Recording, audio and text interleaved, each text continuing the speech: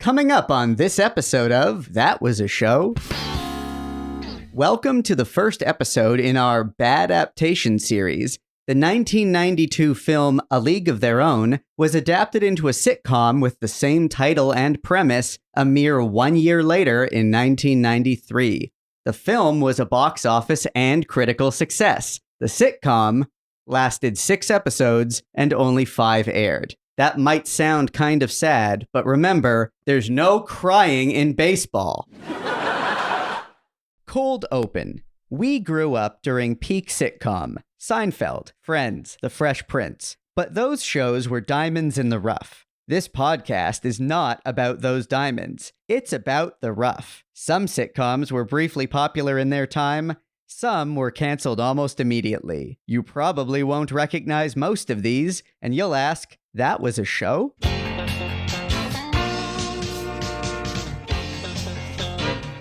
That was a show? The podcast about failed or forgotten sitcoms from the 80s and 90s, starring Brynn Byrne, Aaron Yeger, And Andrew Helmer as Barry. a Radio Gizmo production.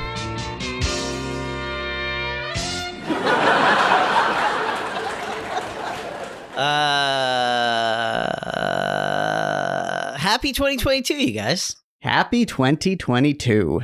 Yeah, it's our first recording, in the new year. in a while. This is Yeah, probably we took a bit of a break. Yeah. probably just about a month, maybe a little bit over a month since we last recorded, and I think that's probably the longest we've ever gone without recording, right? Maybe It might be. 'Cause It might even be. between season 1 and 2, it was like a day and a half. Basically, it Yeah. felt like. And to be honest, I never got used to saying 2021. Like, it almost felt like by the time I was used to the fact that it had switched from 2020 to 2021, we're already in 2022. Yeah, it's Yeah. very confusing. Time is meaningless. Remember when you were kids and you were in school and you always had to like change that you would be writing the date at the top of your pages and you'd be Mhm. like, oh no, I forgot. That doesn't really come up as much anymore Yeah. because, most of our stuff is automated, but it's still weird to switch into a new year. This is all riveting podcast Stuff. material. Yeah, big time. I guess like a couple major things happened during our little break. Sadly, like there were quite a few celebrity deaths, including a couple that Yeah. were TV legends, especially in the 80s and 90s. Yeah.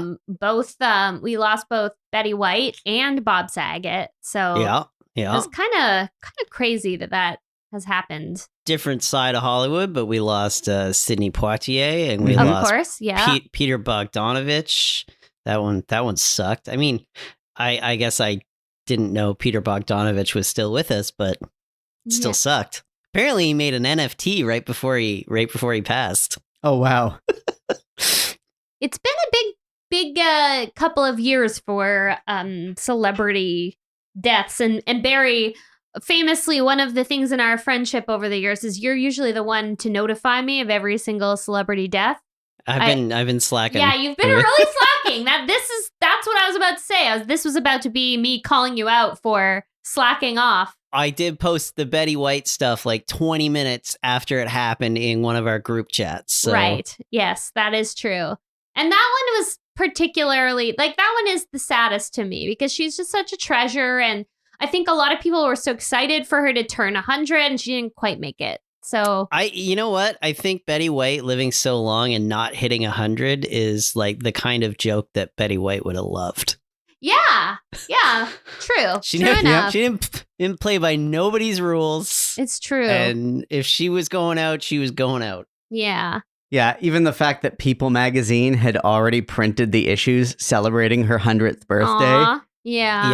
Yep. Yeah, because I know when it happened, a lot of people were like, oh, wow. And she was 100. And I was like, no. She had like 3 weeks to go. Yeah. But yeah, it's because they'd already started like a pretty big press blitz with her. Because and she'd been in the news like that week because I don't know, something with her and Ryan Reynolds had some back and forth amusing quips and Yeah. and yeah. I saw a lot of memes in the weeks like before her death where people were like, she's about to turn 100, everyone. Let's all take really good care of her and like make sure like we all need to protect Betty White. I saw that. It was kind of like this year's been bad enough. We need this. Yeah. God damn it. So another thing we can blame memes for? Yes, exactly. And we spent a little time on Betty White there, but obviously Bob Saget, big in the sitcom world, big, just huge, had, obviously Full House, and then even, How I Met Your Mother,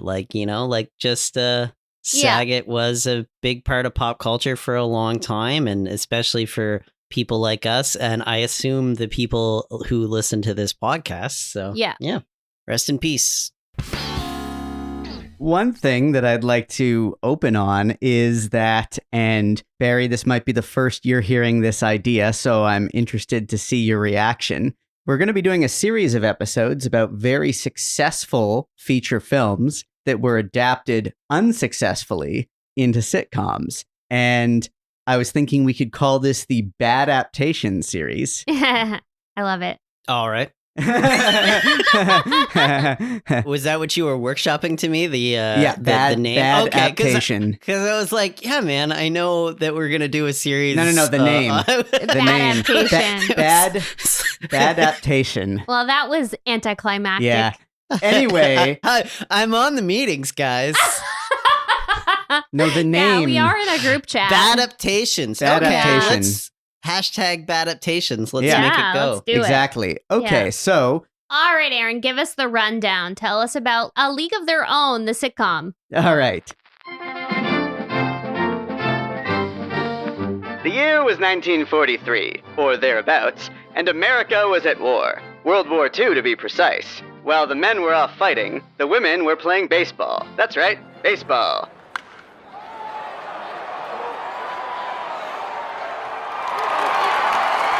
In 1992, the film version of A League of Their Own was a smashing success, a real home run hit. It follows the exploits of the first women's baseball team in America, the Rockford Peaches. A year later, it was adapted into a sitcom with a mostly but not entirely different cast, and picks up approximately where the same story left off. The pilot was directed by Penny Marshall, who directed the film, and the show was created by Lowell Gans and Babalu Mandel, who wrote the screenplay for the film, and which are very fun names to say. The team's star player, Dottie Hinson, who was played in the movie by the incomparable Gina Davis, is replaced in the lineup by Carrie Lowell. Tom Hanks, who played Coach Jimmy Dugan in the film, was swapped out for TV series ringer Sam McMurray, who you may know from literally everything, because he has among the most credits I've ever seen on IMDb, nearly 200. And who I know best as Dr. Vic Schreiber on Freaks and Geeks. I can imagine the cringing, so I'll switch out of this voice now. I was really tickled by it. I had no idea. Yeah. Like, I should have like, it's good instinct. I feel like had this been my episode, I'm pretty sure I also might have gone with that newsline, type voice. Yeah, I figured you would do that too. So for anyone out there who is not picking up what Aaron was putting down, he was doing the kind of narration that you see in these promotional film reels back in the 40s. Yeah, 1940s newsreels. Maybe it's a sports newsreel. In episode 1, the team is on a losing streak. Dottie quit the team and is back living on the farm with her parents. If only they could get her back on the team, maybe they could turn things around. The catch? Her sister Kit is still on the team, and Kit doesn't like her. Sorry, I have to spoil this. This supposed conflict is resolved instantly when they reunite in a real pop fly of a Deus Ex Machina. We also watched episode 3, where the Peaches get a real live monkey as their team mascot. Initially, this seems to bring them good luck, and they win every game. The crowds love them, see? Sorry. But then, after Dottie accidentally hits the monkey in the head with a ball, putting the monkey in the hospital, they start losing every game, and the crowds turn against them. Is it a curse? Or the far more likely explanation of the obvious guilt and loss of confidence? There you have it. Yeah, good summary, Aaron. That was one of your best. Yeah, very good. Very, very, very, very, very well done. Thank you. Yeah. That was a show where we pat ourselves on the back as we record. I mean, we gotta. You gotta you gotta hype yourself up sometimes, I think. That's true. I might just throw on a radio announcer filter on the audio of my intro. Yeah. I'm glad you brought up the conflict resolution of that, because it really brings up like probably the worst part of the show, but also like I'm interested to see the next few weeks to see if this repeats itself. Usually when you do a TV show based on a movie, you sort of go back to square one. Mm-hmm. And this one took the weird thing of like, and I get it, like, you know, the movie was so popular that it was pretty hard. You probably don't want to go back to square one, but the show is a sequel, which means that all of the conflicts were already solved in the original movie. Yeah. Like Dottie and Jimmy's antagonism, which grows into like a really fun mutual respect kind of almost flirtatious relationship. Yeah. It's already done, so they're just friends. And Kit and Dottie, like, and I remember like I'm watching this, and I'm like, oh, really? They have Kit is still mad about Dottie. I was like, I kind of thought they got over all that in the movie, and also Kit wasn't on the team anymore. But hey, exactly who's counting? Yeah, it was a very. I feel like it was a little bit messy. Yeah, going into this whole series, and you're right. This is going to be interesting to explore as we go through various shows to kind of, you know, and I'm just posing this question now, not to try to answer it, but like, why did this work as a movie but not as a sitcom? And I think that's obviously going to be the question we're asking with each of these. But with this one in particular, I thought, okay, 1940s period piece. There's a lot of complicated genre crossover issues between drama and comedy. But then I thought, well, MASH was a feature film, very successful, adapted into a sitcom that also carried a lot of water dramatically. Extremely successful, arguably, not even arguably, definitely the sitcom version was vastly more successful than the movie version. And both were critically respected. And, you know, that was, of course, the 1970s. So you're talking about a period of time that wasn't as far disconnected, because the show was made in the 70s about a story set in the 50s. Which for us, that would be like if we did a show that took place in like the late 90s or early 2000s at this point. Like it's not even that far in the past. But I guess one thing that I find interesting is just feature films, obviously as a storytelling medium, like you said, you need to be able to resolve the conflicts that you set out at the beginning of the story. You have your inciting incident, and by the climax, everything's either going to resolve or not resolve, pay off somehow, but you're coming to some sort of conclusion.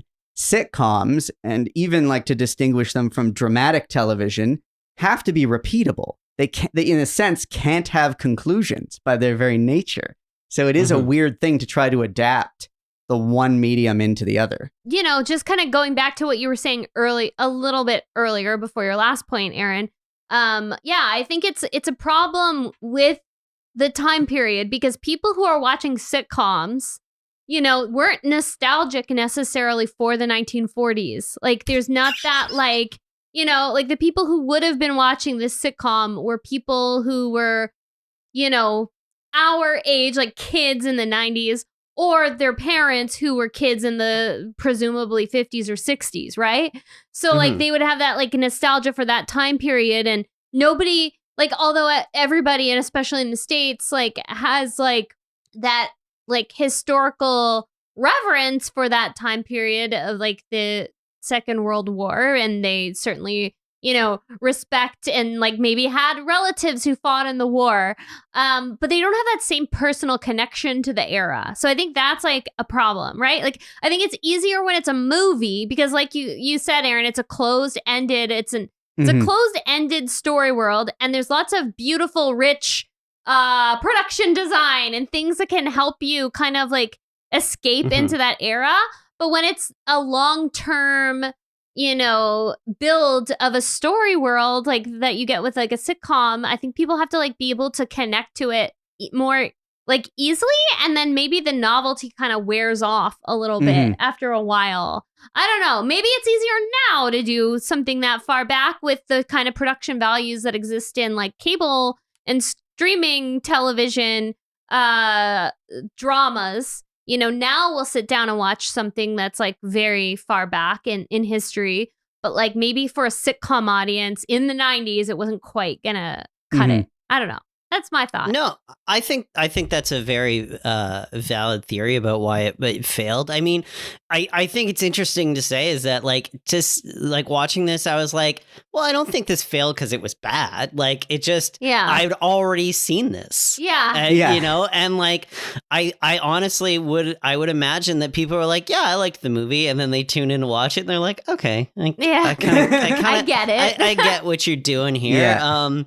And it's just interesting because like now obviously like the time period that this is talking about, you know, where this women's league kind of took the place during the war, there's not a lot of years that you can really do this. They're only going to have, you got a maximum 3 seasons here, right? Yeah.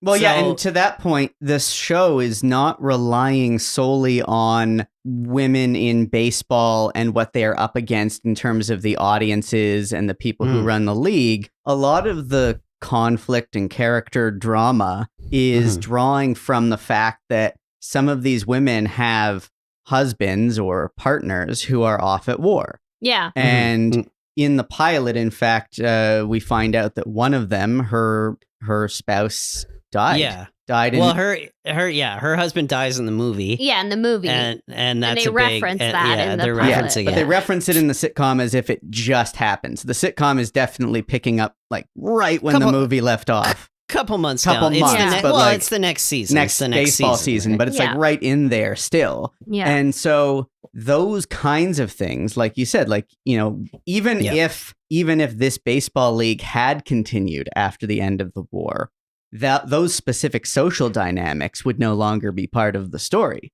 And also, I can't get over the fact that in the pilot, it seems like the big buildup is going to be the fact that these two sisters are not going to be able to get along. And I feel like they would have been better served to kind of at least partially ignore the way things were resolved in the feature film and simply almost like do the story in a way where if you've seen the movie, you'll recognize the characters and kind of feel like, oh, I get to see more of them, but take the character interactions, take the way the story plays out in a bit of a different direction. Because as a sitcom, what you really need is that ongoing dynamic. What they really needed was to have these two sisters playing on a baseball team together and not getting along, and don't resolve that at the end of the pilot. They definitely needed to bring Dottie on the team sooner. Like the entire episode shouldn't have been structured around the end. Whether finally, or not Dottie. It should have been like they got Dottie, and maybe she was only playing for one game as a way to like, and then by the end she's convinced to stay, and there's some conflict between her and Kit that happens, but then they work together and something happens and they realize, oh, they're great working on the same team. There's your, you know. I mean, my fix for it would have been like Dottie leaves in the movie, so just introduce a new character with a new conflict.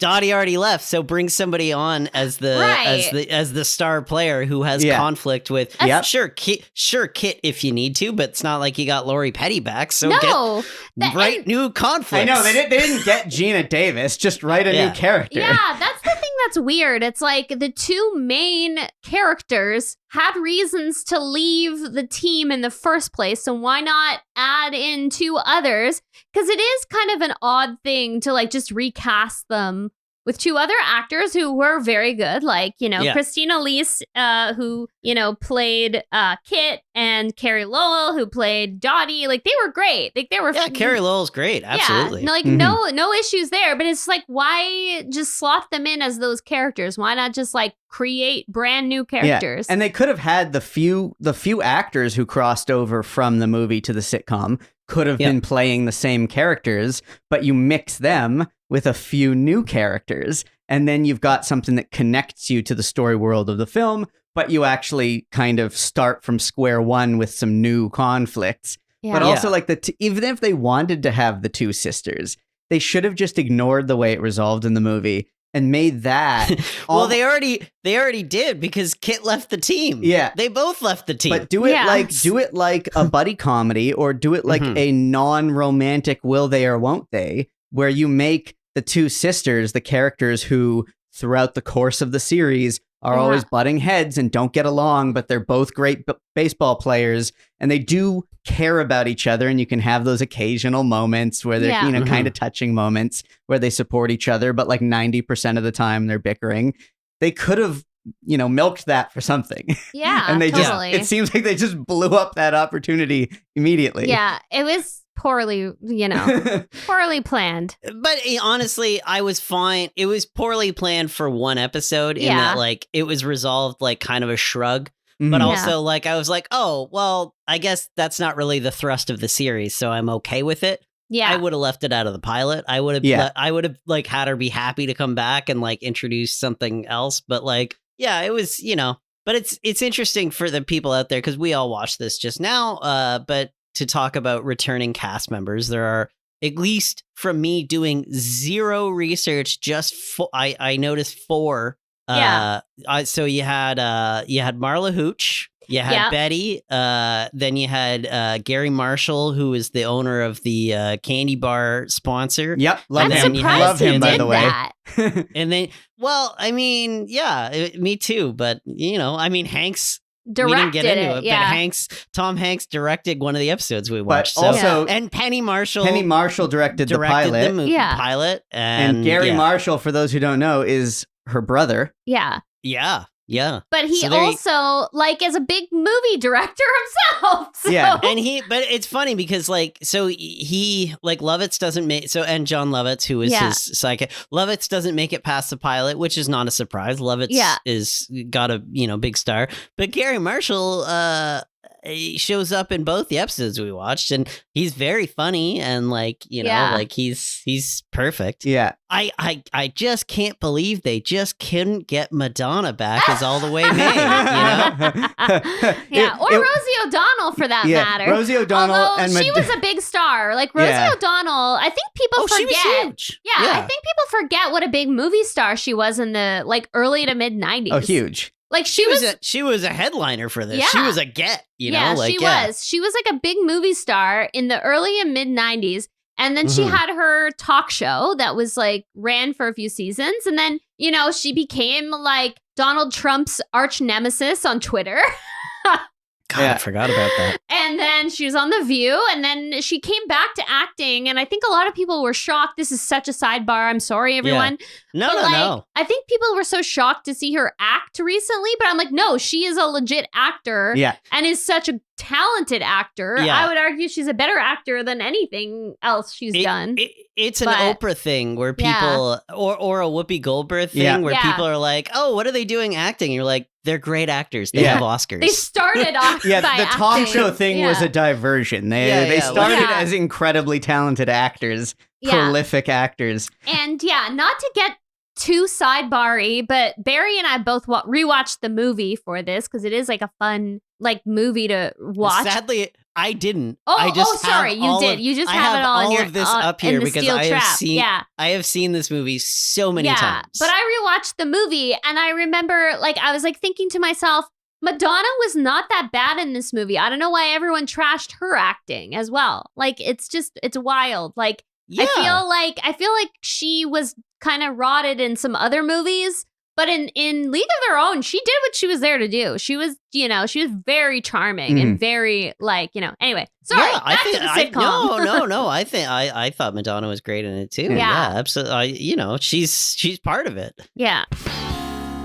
While we're on the topic of actors who make an appearance in the pilot, I want to note who I'm pretty sure, although mysteriously uncredited on both IMDb and Wikipedia, I'm pretty sure Rance Howard was there as Dottie's dad back on the farm. That's the elder Howard. The elder Howard. You will know him, Barry, as the "Stay away from my daughter" farmer on Seinfeld. Very similar type of role, actually, at a very similar time. And that scene had me in absolute stitches.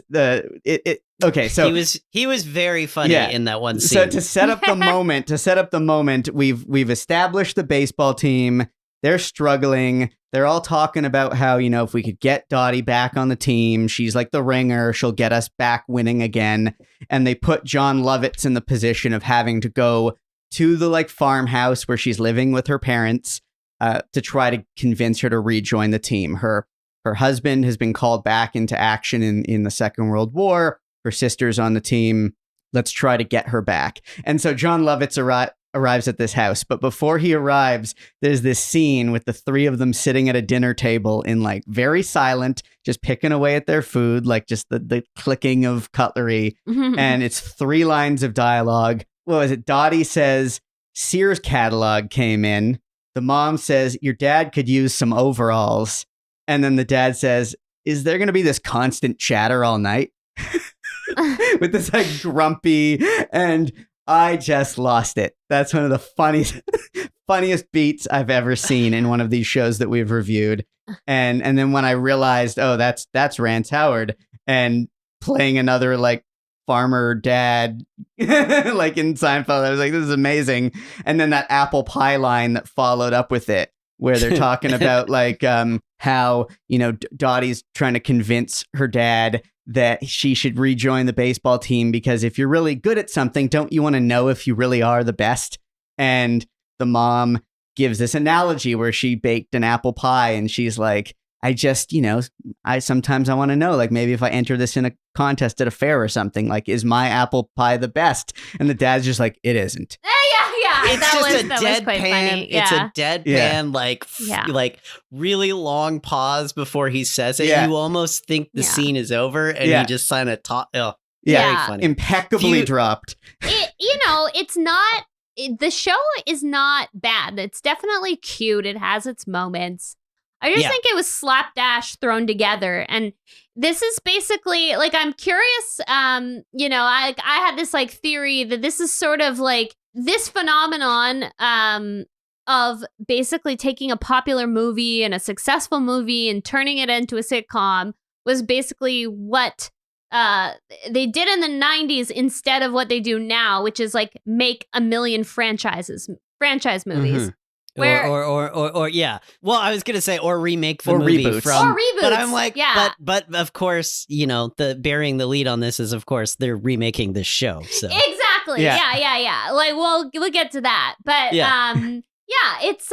it seems like back then their strategy was it's a kind of a cute comedic movie that was very charming. So obviously it has to turn into a sitcom. There's always going to be these high-powered executives in entertainment who are going to be no, we have to glom onto something that's already successful. It's a safe bet. It's going to be surefire. And then it's not. Yeah, but it is interesting that they didn't think, let's try to make a sequel to A League of Their Own. Yeah. They decided, which is what would more likely happen now. It was let's try to convert this into a sitcom because in 1993, that was the holy grail. If you could do a successful sitcom that was going to last a decade, holy shit, if you could pump out 200 episodes from one story world. Because, of course, it's the cheapest way to make the profit. Yeah. Because doing a sequel with that cast would not have happened. Oh, yeah. No. Everyone on that cast, their agents would have been like, oh, you want to do a sequel, do you? Yeah. Remember what she got paid in the first movie? Multiply that by 5. But if you could, if you could still make the money off of the franchisability of it, then you're good to go. Which is again, it would have been so much easier to just do. The sequel show is fine. You should have just picked up on the team with some new players. That's all. Yeah. Yeah. Or they could have done something they do now with both movies and television is sort of anthology things. They could have done A League of Their Own : this time it's basketball or something, a women's basketball or a women's football team or something, or, You know what you just got me thinking when you said anthology? Yeah. A more recent show that's an adaptation from a successful movie into an episodic series was Fargo.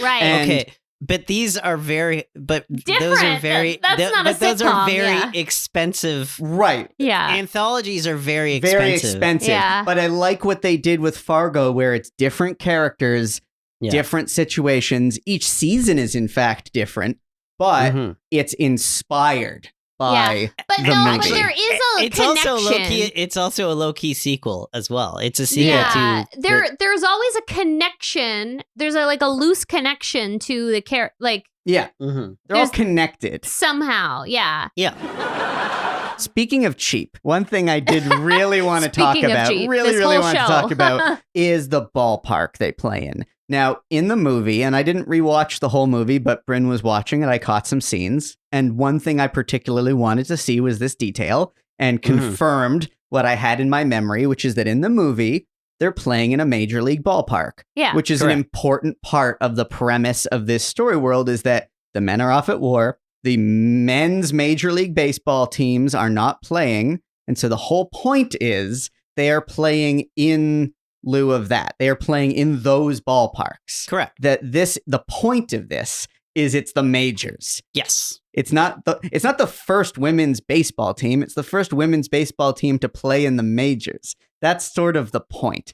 And so in this sitcom, the ballpark where they're playing looks like it's behind a high school. Yeah. It looks so small and cheap and shoddy, and it looks like the I don't know what you call it, the area around the periphery of the back field that would in a major league ballpark obviously be more spectators.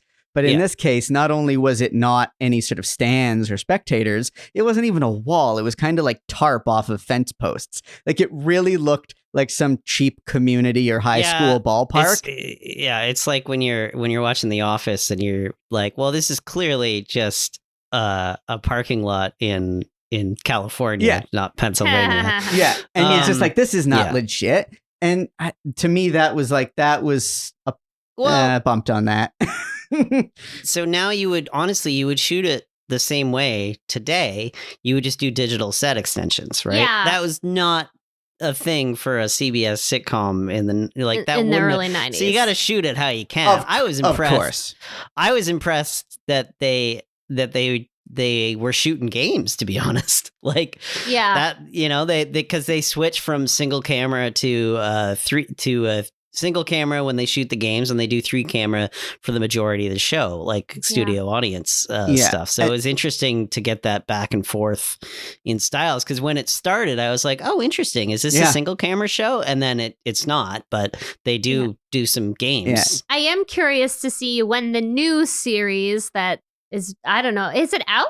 No, I don't think so. No, it hasn't come out yet. Great cast. Yeah, great cast.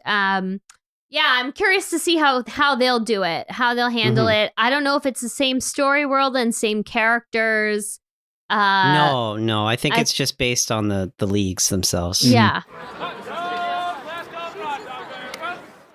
That was a show? We'll be right back after these messages. Hey, honey, why haven't you eaten your toast? I don't know. I guess I'm just sick of this regular, boring peanut butter. Well, maybe it's time we make our meals an adventure. Whoa, what's this? Wonder nut butter? Try it. Wow, it's good. It's spiced, but not spicy. You're such a witty and precocious child. Spread the world with Wander Nut Butter's internationally inspired flavors. It's made with only peanuts, spices, and salt, and no added sugar. Try every flavor of Wander Nut Butters today. I don't know. That kid sounded a little old. Really? I thought it was pretty good casting. That commercial failed to mention that Wander is based right here in Toronto, Canada. Or that you can eat Wander Nut Butters as a healthy snack, like, adding it to a smoothie. Also, there are 3 flavors available, inspired by spices from India, Morocco, or Thailand. I really liked the Moroccan peanut butter on toast with apricot or peach jam. I've tried Wander. It's delicious. It looked so enticing. These ads really work. You can even cook with it, like if you're making a soup or a sauce. We've been talking a really long time about this commercial. Yeah, wait. Is this meta? Are we part of a commercial? Is Wander a sponsor if that was a show? All I know is that our listeners can get a 15% discount when they order Wander Nut Butters online at tastewander.com/twas. That's taste, WANDER.com/TWAS, and use the coupon code TWAS15 at checkout. And you can follow them at taste.wander on Facebook, Instagram, and TikTok. What are you reading from? Where is that? You didn't answer any of my questions. Now, the other part of my questioning about the set, which is actually more of a compliment, I guess, to them, is not only did they switch between one single camera and 3 camera, but those ball game scenes were, as far as I could tell, legitimately outdoors. And yeah, that's what I'm saying. Yeah. They shot the games. And I could not really think of another sitcom where one of their major recurring sets that occurs in every episode as one of the main top 2 or 3 sets is outdoors. Yeah. And I know both of you have better memories than I do. Can you think of any examples of another show that did that? No, it would have been an interesting shoot. It would have been because challenging. Were I doing it, I guess I would probably try to group a bunch of the game scenes together and sprinkle them throughout the season. Like maybe do a couple of days on the baseball, because there's honestly not a lot of baseball in this show about baseball. But when there's baseball, they're playing baseball. Yeah. Yeah. And I do think they could have gotten, I get why they weren't shooting in a major league ballpark. I get it. Because in addition to whatever the cost of renting one of those, there's also having to fill the stands with a bunch of spectators, or it's going to look stupid. And if you don't have the digital effects capability of turning 100 people into 10,000, that's going to look ridiculous. But there are, slightly nicer college level ballparks they could have probably gotten access to that would have been around the same size, but would have just looked a little fancier. Was there anything mentioned in the episode that maybe they've scaled back the league? Because in fact, they've scaled it up. Oh. But the one thing I did notice is that they were only playing in Rockford in all the episodes in Rockford, Illinois, which is a small place. And they weren't traveling anymore. Yeah. Which is for budgetary reasons, I get. Obviously, it's hard enough shooting in one diamond, let alone, set dressing for diamonds for multiple places. But, them being a traveling team was a huge thing in the movie, right? They were always on the road. Half the scenes were on the bus, Yeah. And so a lot of the scenes in this show a lot of the scenes are in the, locker room at the ballpark where they're doing their sort of before and after game conversations. And that worked really well for me as a set. But there's also these scenes in this house where the dorm or whatever. Am I to understand that they all lived together while the team was playing? Yeah, they do that in the movie as well. Okay, because they're women and they have to be monitored closely and they have to be kept pure. Okay, and, so it's a lot of patriarchal bullshit. Yeah, I wasn't sure if I was getting confused and it was just they liked to hang out at one person's home or whether they actually all lived there. No, they live in a home for where just women live, and that was pretty common in the 40s. Yeah, and they 20s, have their 30s, and 40s. Den mother, right? Mrs. Cuthbert, who was played by the Wicked Witch of the West. What's the actor's name? Well, I'll look it up. Part 2 of my question is, did either of you recognize that house set? Because for me, when I saw that house, not necessarily the decor, but the geometry of it, it felt like something I had seen in another show. Was that the house from Designing Women or something else? No, it was a pretty close approximation of their house in the movie. In the movie, okay. It was also expanded to be a little bit more of a sitcom set. It was definitely a complete set. Yeah. And very somewhat period accurate, just outside of the sheer size of the main sitting room. But it looked pretty good. As far as sets go, I thought it was a pretty good set. They were all pretty good sets. We've been talking a lot about the pilot. We should probably move into the 3rd episode just so we could talk about the 2 big things in the episode, the first one, of course, being it was directed by Tom Hanks, star of the original movie. And the second, of course, being that it starred a chimpanzee, as is very commonplace for 90s sitcoms to introduce a monkey. Yeah, it's a trope. It's a 90s trope is monkeys. Yeah, monkeys. As the Bare Naked Ladies, in fact, asked, haven't you always wanted a monkey? Yeah. Yeah. And, the episode definitely delivers on one of the fronts. I mean, I don't know how much Hanks's direction really influenced the show, but this chimpanzee is very good. Very good chimpanzee actor. You know, I didn't look up the chimp. I didn't look up his resume. Couldn't find it. Yeah. I spent a long time trying to figure out. I just wanted to be respectful. I wanted to call the chimpanzee its name. I know. By its name, but I could not find anywhere any information about this chimpanzee. It was clearly a showbiz chimp because it was acting the shit out of it. And the horrific scene, can I just say, okay, so what big part of the plot is that frickin' Dottie nails the chimp in the head with a baseball. And I was very stressed out when that happened. I was very stressed out. Yeah, did not like I did not care for that. I don't like, plots where animals get hurt. I don't like that. And luckily he survived. He was fine. But the chimp was doing a very good job playing hurt. It did a really. So like you said, Barry, I feel upset that I can't give the chimp its proper credit. If anyone out there knows, is it the same chimp that's in the movie with Matt LeBlanc? I wonder. What's that Matt LeBlanc? It's another baseball thing. It's the baseball movie. That was Ed. Yeah. Oh. Yeah. I wonder if it's the same chimp because he's a very, very good performer. Was he the same chimp as Dunstan Checks In, or was that even a chimp? Oh my God, there were so many monkeys in show business. Monkey Trouble was a capuchin. There's a lot of capuchins in the 90s. You had Monkey Trouble, you had Ace Ventura, big capuchin movies. Oh my God. Outbreak, maybe. Guys, should we do a spin-off podcast about monkeys?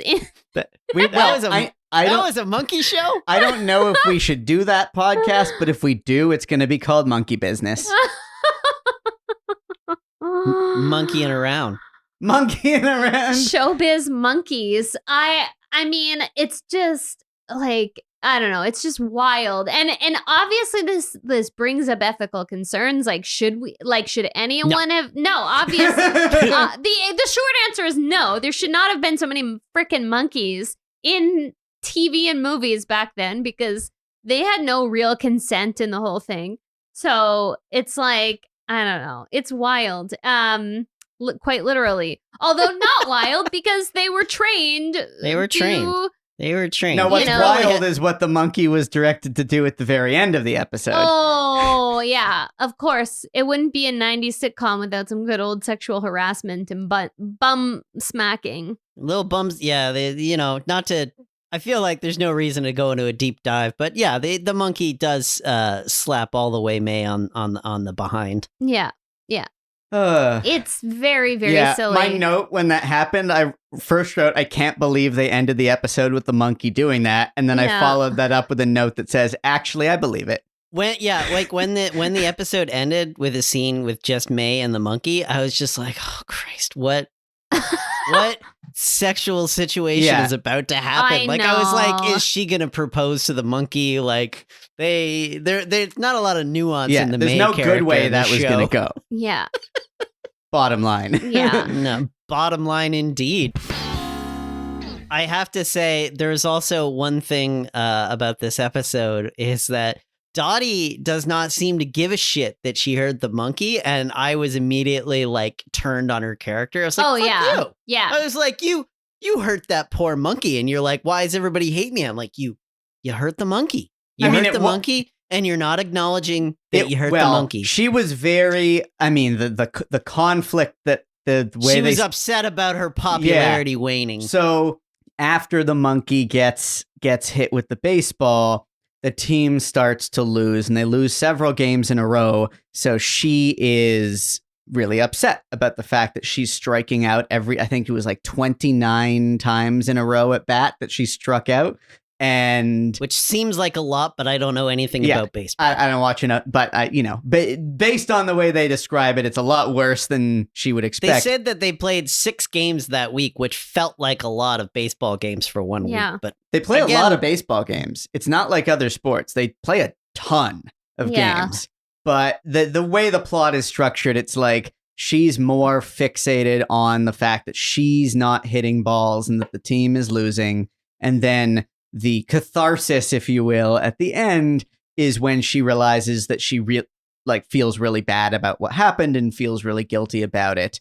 And that because her mind has been all wrapped up in that, it's been distracting her from being able to play. So yeah, like the fans turn against her and we as the audience turn against her. Yeah, and then I turned hard. And then she wins them back at the end. And I think the intention is that she wins us back at the end. I just want to say it's funny how clearly the premise of this show, and it's really exemplified in this episode, hinges on the idea that this team wins or loses based on almost entirely on the performance of this one player. Yeah. There are a lot of people on this team. Yeah. But they really do depend on their catcher for further. Like the implication is that not only is she presumably a good catcher, but like normally when she's not feeling bad about hitting a monkey in the head with a baseball, she's like hitting home runs constantly. Like the implication is, I guess she's like just she's carrying the team. She's a slugger in the movie. She's a slugger. She's a superstar. She's carrying the team. So if she's having an off day, the team loses. She's getting paid more than the coach. Which right. That was a funny joke. Like, yeah, there's a few really good lines.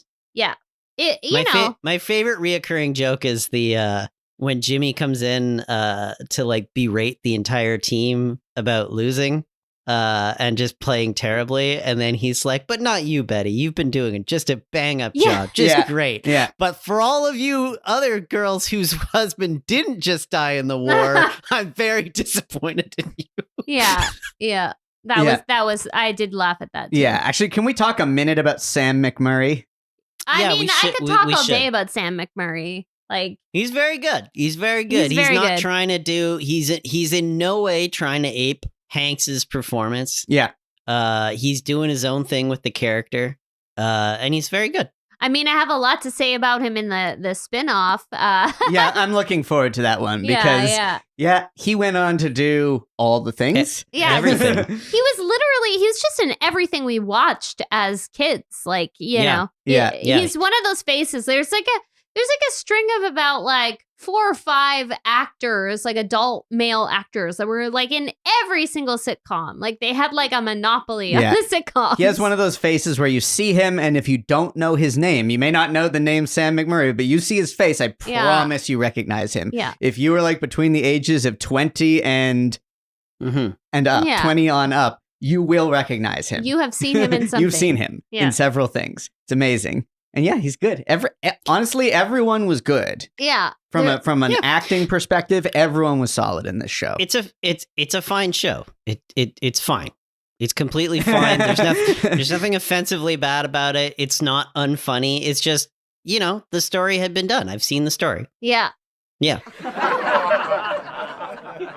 It also removes all social relevance from the movie. Like, it's not like, let's talk about like how intense this is for these women going through all of this. It's just sort of like, let's go out there and have a good time, guys. Yeah.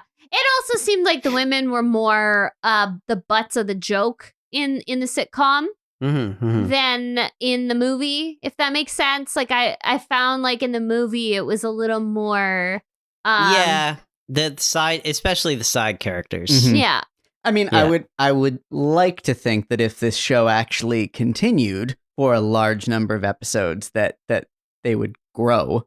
True. And that we would 2 episodes. 2 episodes. I would hope that we would eventually get to see increasing depth and exploration with all of the characters, and maybe that would have happened. I mean, there's like hints little hints that maybe they're going to build something here. I've said this a million times on the pod. Like, this is another example of one of those shows that maybe if it were a 1 hour drama with comedic elements in it, it would have been better and it would have had more breathing room and it would have lasted longer. If the premise was a bit thin and it would have been hard to do a bunch of seasons, at least in terms of the characters and arcs, it might have been better as a 1 hour drama, but people weren't ready to do that kind of thing back then. Yeah. They weren't ready for those types of 1 hour dramas. And also, it seems, at least. Super cool to just see such a large female dominated cast. Yeah. Really good to see a lot of talented actors just bouncing off each other. Yeah. But yeah, just wasn't the time, wasn't the place, whatever. Yeah. And I kind of feel like as a period piece too, the show is set in 1940s, but the only way that that is there's wardrobe choices, there's references to the Second World War, but they're not really, at least in the 2 episodes that we saw, I didn't feel like they were pulling enough humor out of the time period in the way that a sitcom should be drawing upon its setting for comedy. 1943 was a funny time. It can be if you want it to be, if that's the point. I mean, it kind of makes me think shout out to a show that I've been enjoying the hell out of recently, which is Dickinson. Yeah. And of course, that's a period show that takes place. It's a comedy. It's a half-hour show. Takes place during a time period that was not great by any stretch. And they really playfully explore, the themes relating to the time period. They're very meta about it too, though. Yeah. And they use modern things mixed in. It's a weird kind of pastiche of a period piece. But yeah, another random thing about the 90s is more the mid 90s and late 90s, there was a weird resurgence of fashion imitating 40s aesthetics, and people really got into swing dancing and stuff. That was a weird time, but that was maybe maybe this show was too early. Yeah, maybe it was 5 years too early. Yeah, you're right that there's a big swing dance scene in the movie, and because it was the 90s, I'm sure it just did not feel out of place. Well, yeah, but I feel almost it came out in 92. Early. Yeah, it was a little early. And I loved that scene when they were at the Roadhouse. I was like, this is all I want from a 40s period thing, is watching a lot of people just swing dancing. This is everything. But yeah, there was no opportunity for that in the sitcom. And you didn't get to see all the cool elements of that era of the music, the jazz clubs, the the fashion, the things that are superficial in nature. You didn't get to see much of that. Now, of course, the episode we almost watched, episode 5, they apparently enter a dance competition. Which, maybe we should have watched that too, but, we can only invest so much time. Now, also but yeah, because dance competitions, as we've established, are a trope. So basically, we chose between 2 big 90s tropes when picking our episodes. Monkey or dance competition. Yeah. We went with the monkey. And we went with the monkey also because Tom Hanks directed this episode. So how are we going to resist that? Yeah. And also, I should say, in fairness to this show and comparing it to a show like Dickinson, I'm sure the total budget of this show would be equivalent to the wallpaper budget on Dickinson. Yeah. So, Brynn, are you ready to try to connect this 1993 A League of Their Own adaptation with Friends? Boy, am I. So, A League of Their Own, the sitcom, is connected to the iconic 90s sitcom Friends by 1 degree and 2 degrees. So the first 1 degree connection is through Megan Cavanagh. So Megan Cavanagh, who plays Marla Hooch in A League of Their Own, both the movie and the sitcom, guest starred on Friends. She was in the episode called The One Where the Monkey Gets Away, which is interesting. Yeah. She plays Louisa, an animal control person. Oh, yeah. I can see it right now. Yeah. So basically, she was in 2 and probably more 90s things with monkeys. The next 1 Degree connection is our friend Sam McMurray. So he plays Coach Jimmy Duggan in, or Dugan. Is it Dugan or Duggan? I guess it's Dugan. Duggan? All right. Dugan. No, I can't remember anymore either. In A League of Their Own, was also a recurring guest star on Friends. He plays Chandler's boss, Doug, in 3 episodes. Right. I can picture that now. So his his really gross boss, Doug. Yeah. Yeah. Who Monica does not want to hang out with. Does not want to because he's always like, oh, come out with me. And he's like a real misogynist. And anyway, yeah. So then there's another 2 Degree connection. This one's pretty loose. So just bear with me. Okay. So Tom Hanks was involved with A League of Their Own, the sitcom, in that he directed an episode. He also acted in, produced, and directed Band of Brothers, which co-starred David Schwimmer. David Schwimmer was, of course, Ross Geller on Friends. There's 2 degrees. I would not call that loose at all. I would actually, as soon as you said it, I was like, right, Schwimmer. Also, I'll throw in, one more 1 Degree connection, and that is with Willie Garson, who also just recently passed away, R.I.P. He was in 1 episode of each of those shows, and many, many other things. So again, R.I.P. Willie Garson, another legendary TV performer that we've lost.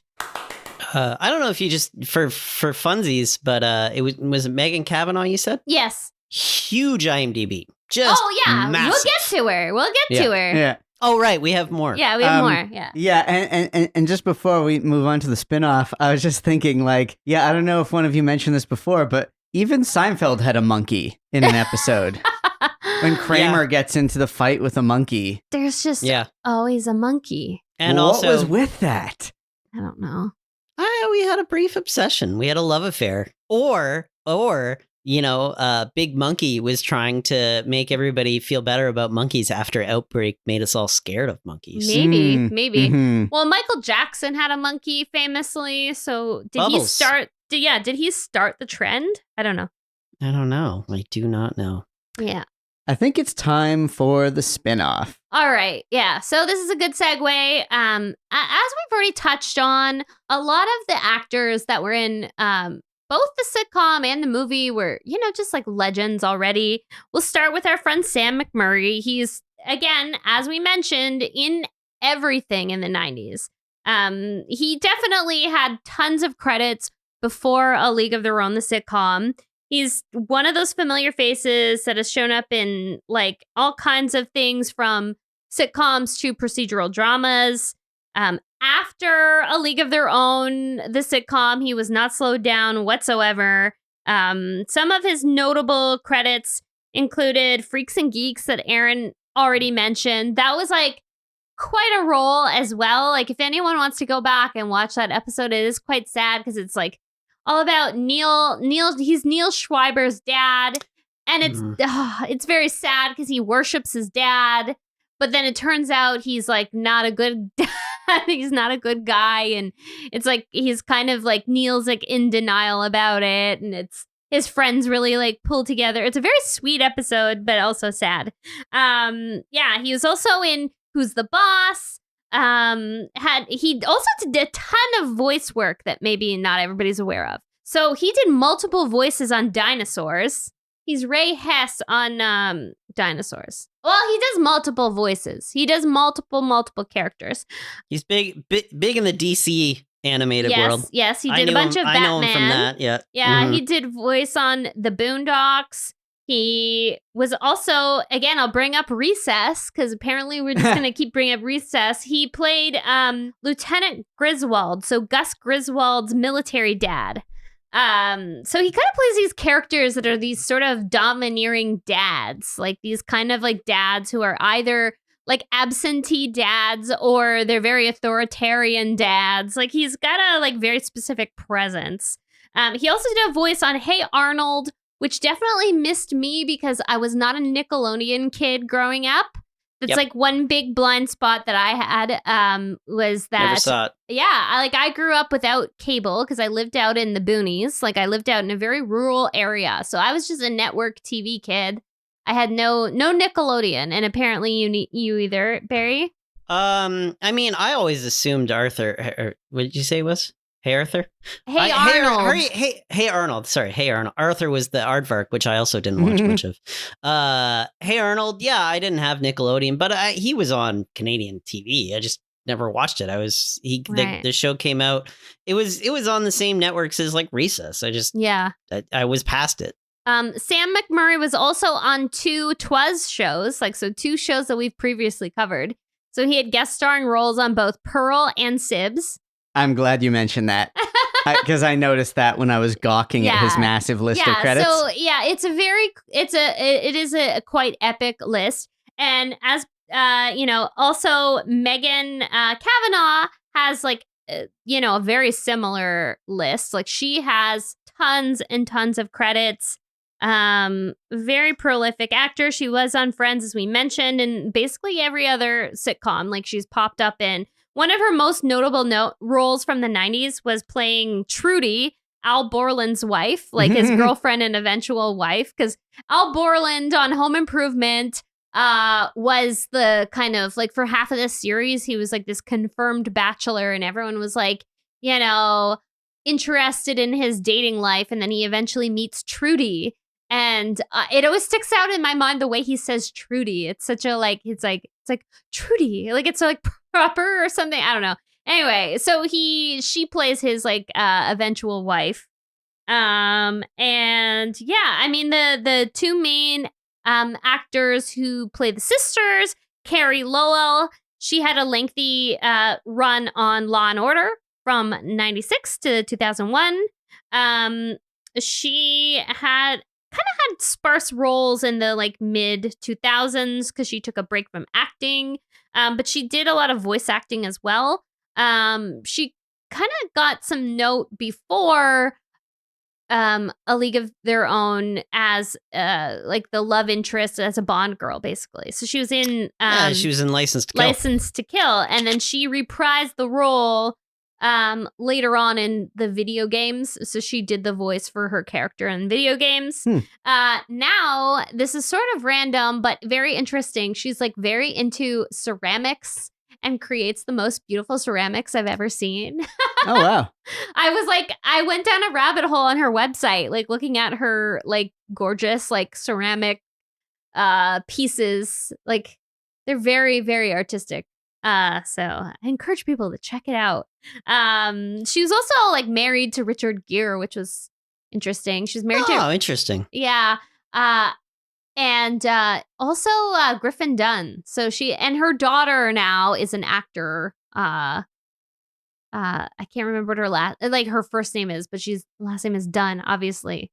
Christine Elise, who played Kit on the sitcom. She continued right after she was in a few different shows while she was on A League of Their Own. She was a very busy actor at the time. She got very known for playing the role of Emily Valentine on 90210.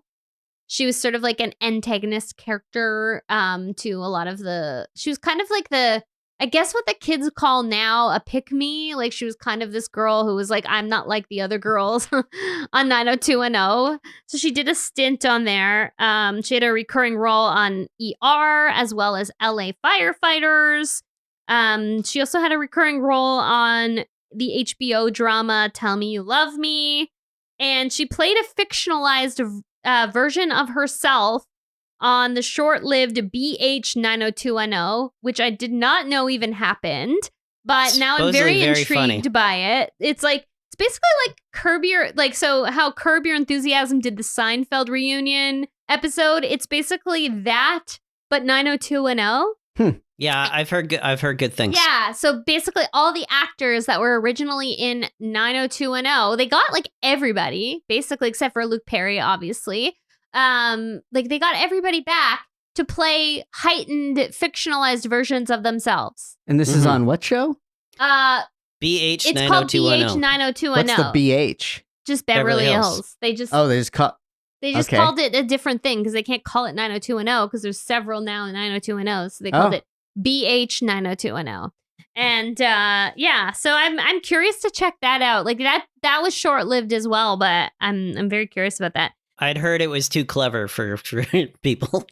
I mean, I'm obviously not going to talk about like Penny Marshall, Gary Marshall, Tom Hanks, because everybody knows what they got up to. They're all prolific. They're all prolific. But yeah, like the point I'm trying to make is that everybody involved in this sitcom, even though it was not a success, as we see time and time again, like a lot of them just continue full steam ahead. And like luckily for them, like there's not too many cases where kind of a stinker of a sitcom slows them down. You know, no one blames the actors generally. Like there's only maybe a few scenarios we've seen in our time doing this where like it is about the actors. Yeah, and this show has parts of it that work, and it does feel like I can see why people who were involved in the movie at the time thought, oh, an opportunity to do a sitcom based on this? Cool. Let's give it a shot. They were, taking a swing, if you will. They were swinging for the fences on it. Yeah, it was fine. I'll take my resident position of like I'm sometimes a little less hard on some of these as you guys, and like it was fine. As far as the sitcom goes, it was fine. It just, wasn't the right time, didn't hit, whatever, Yeah. But it seems like as compared to, some shows, we review a show and we think, oh, why did they even try this? This is a terrible idea for a show. Yeah. But this is not one of those. This feels like, it's a good attempt. Yep, I agree.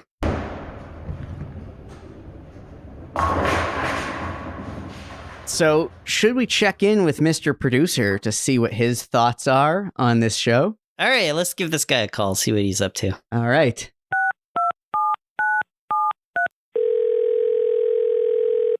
Hello, you've reached Anthony, Producer of Genuine Class Productions. Please leave a message. Oh, well, Mr. Producer, it's Aaron Yeger with That Was a Show.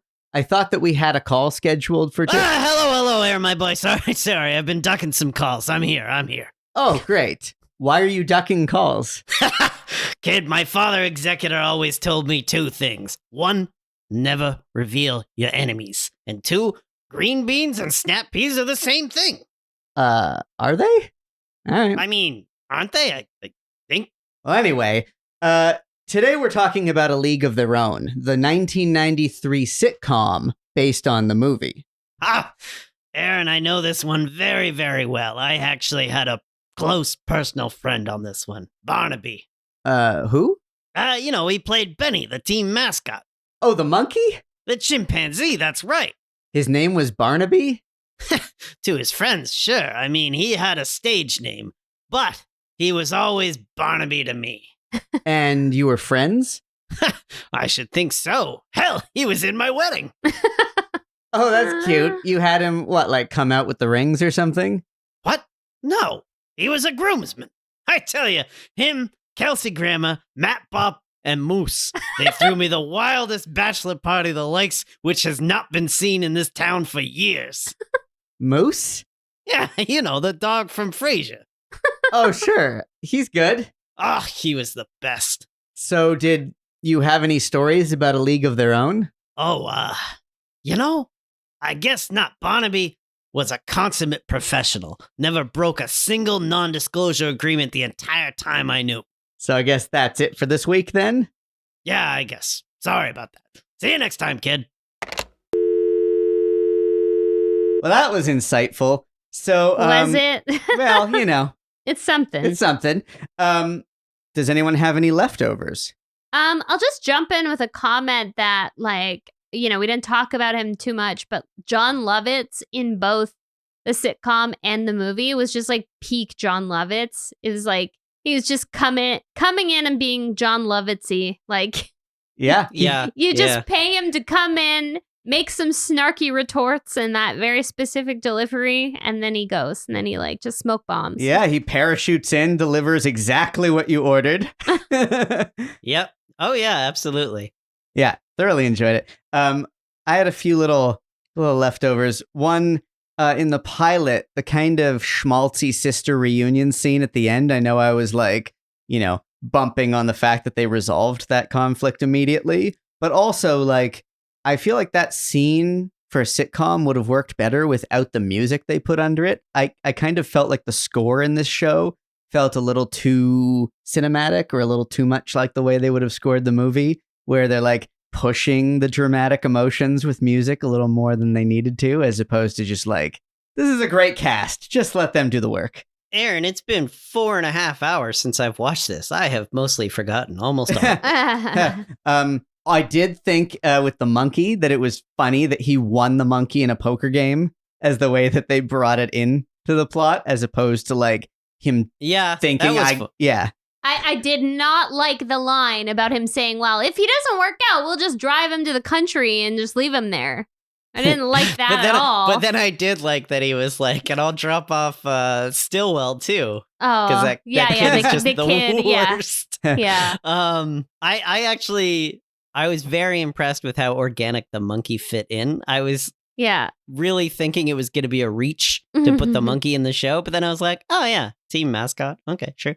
Yeah, I mean, it actually, like, initially when I read the premise, I was like, ugh, how are they going to work a monkey? I'm like, working a monkey into this. Yeah. And then as soon as I saw it, I was like, oh yeah, like a baseball team would have a mascot. This makes a lot more sense than Ross Geller getting a monkey. Yeah, it's actually, in fact, probably the most rational implementation of a monkey into the plot of a sitcom I've ever seen. The one thing that was stupid, which they had to do in order for the plot of this episode to make sense, was that the monkey's on the field while they're playing. Yeah. You don't do that. Even if it was, I thought it was very dangerous. Yeah. Even if it was a human in a costume, like a normal mascot. They're not out there during in the game. line of fire during the game. That's ridiculous. Well, nobody's controlling the monkey. The monkey goes where the monkey goes. Yeah. You know?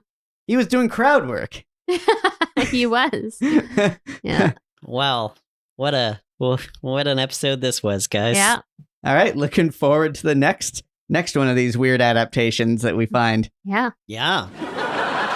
Tune in next time for another exciting episode of That Was a Show. It's gonna be a real wing dinger. Is that a baseball word? Close enough. I think you're thinking of the term humdinger. Humdinger. A real humdinger.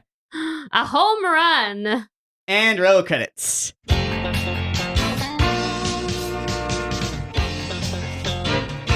That Was a Show is created and hosted by Brynn Byrne, Andrew Barry Helmer, and myself, Aaron Yeger. It's a production of Radio Gizmo in Toronto, Canada. Subscribe, rate, review, and share. Follow us on Instagram and tell your friends about it. That Was a Show? Radio Gizmo.